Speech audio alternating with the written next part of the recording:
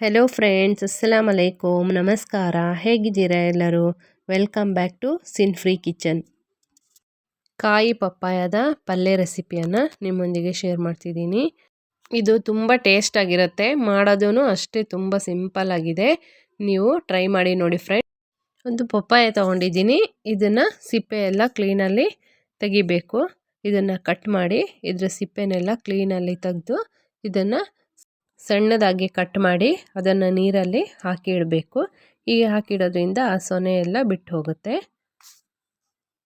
ನಾವು ಇದಕ್ಕೆ ಒಂದು ಮಸಾಲೆ ಪುಡಿನ ರೆಡಿ ಮಾಡ್ಕೊಳ್ಳೋಣ. ಅದಕ್ಕೆ ನಾನು 2 ಸ್ಪೂನು ಅಕ್ಕಿನ ಹಾಕ್ಕೊಂಡಿದ್ದೀನಿ. ನೀವು ಯಾವ ಅಕ್ಕಿ ಬೇಕಾದರೆ ತೊಗೋಬೋದು. ಅದನ್ನು ಸ್ವಲ್ಪ ಫ್ರೈ ಮಾಡಬೇಕು.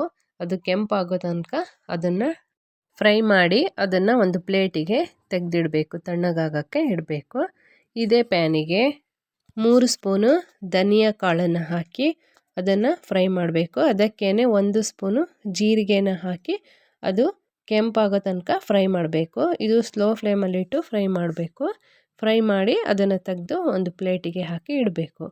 ಇದಕ್ಕೇ 4 ಒಣಮೆಣಸು, ಖಾರ ನಿಮಗೆ ನೋಡಿ ಎಷ್ಟು ಬೇಕು ನೋಡಿ ಅಷ್ಟು ಹಾಕ್ಕೊಳ್ಳಿ. ಇದು ನಾನು 4 ಒಣಮೆಣಸು ತೊಗೊಂಡಿದ್ದೀನಿ. ಇದನ್ನು ಸಹ ಫ್ರೈ ಮಾಡಿ ಇದನ್ನು ತೆಗೆದು ಇಡಬೇಕು.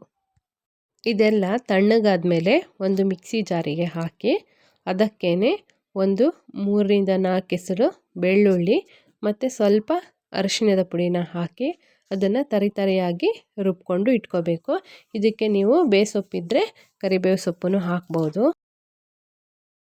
ಒಂದು ಬಾಣಲಿಗೆ 3-4 ಸ್ಪೂನು ಎಣ್ಣೆ ಹಾಕಿ ಎಣ್ಣೆ ಬಿಸಿ ಆದಮೇಲೆ ಅದಕ್ಕೆ 1 ಸ್ಪೂನು ಸಾಸಿವೆ ಹಾಕಿ, ಸಾಸಿವೆ ಸಿಡಿದ ಮೇಲೆ ಒಂದು ಬೆಳ್ಳುಳ್ಳಿನ ಜಜ್ಜಿ ಹಾಕಿ ಸ್ವಲ್ಪ ಕರಿಬೇವು ಸೊಪ್ಪು ಹಾಕಿ ಇದಕ್ಕೆ ಸಣ್ಣದಾಗಿ ಕಟ್ ಮಾಡಿಟ್ಟ ಒಂದು ಈರುಳ್ಳಿನ ಹಾಕಿ ಅದನ್ನು ಕೆಂಪಾಗುವವರೆಗೆ ಫ್ರೈ ಮಾಡಬೇಕು.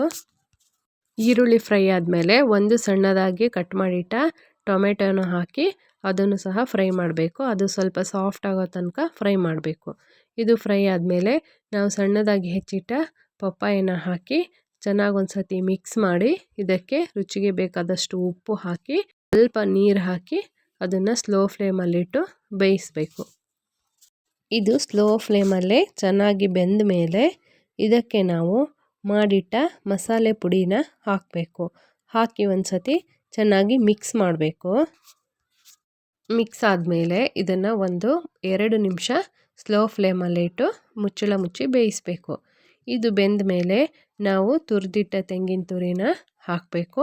ಹಾಕಿ ಅದನ್ನು ಒಂದು ಸತಿ ಚೆನ್ನಾಗಿ ಮಿಕ್ಸ್ ಆದಮೇಲೆ ಇದನ್ನು 1 ನಿಮಿಷ ಬೇಯಿಸಬೇಕು.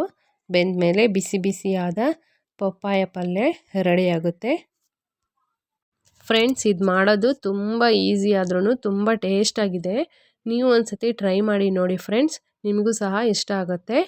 ಫ್ರೆಂಡ್ಸ್, ಈ ವಿಡಿಯೋ ಇಷ್ಟ ಆದರೆ ಲೈಕ್ ಮಾಡಿ, ಶೇರ್ ಮಾಡಿ, ಕಮೆಂಟ್ ಮಾಡಿ. ಹೊಸದಾಗಿ ವಿಡಿಯೋ ನೋಡುವವರು ಪ್ಲೀಸ್ ಸಬ್ಸ್ಕ್ರೈಬ್ ಮಾಡಿ.